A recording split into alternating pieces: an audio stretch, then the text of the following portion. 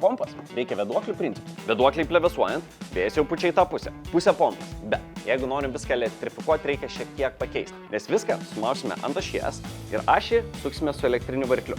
Dabar vėjas pučia visur aplinkui. Pagamintą ašį įdedam į korpusą ir netyčia pasigaminom oro siurblį. Nes mūsų vėduoklės vis dar vėją pučia į šonus. Bet tas vėjas iš kažkurgi turi atsirasti, o jisai atsiranda iš centrinės mūsų korpuso dalies. Nes čia yra žemas slėgis, čia yra siurbiamas oras ir jisai pro šonus yra švaromas. Gavome analogišką sistemą dulkių siurblio variklį. Nes šitą variklį gavome iš Lemonas Electronics, bet jisai veikia tuo pačiu principu. Nuėmus korpusą mes irgi turim besisukančią ašį. Šita ašis turi vėduoklės. Na, čia jos vadinamos sparnuoti, bet kai mūsų ašis greitai sukasi, centre susidaro žemas slėgis ir šitas žemas slėgis net gali išvalyti mūsų namus. O kad iš oro siurblio pasigamintumėm oro pompą, mums reikia išsirinkti vieną iš išmetimo skylių, o likusias užklijuoti. Ir turim oro pompą.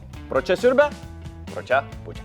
Ačiū Lemono Electronics, o su nuolaidos kodu N2 pasirodymai 20% nuolaida visoms nenukainotoms prekėms.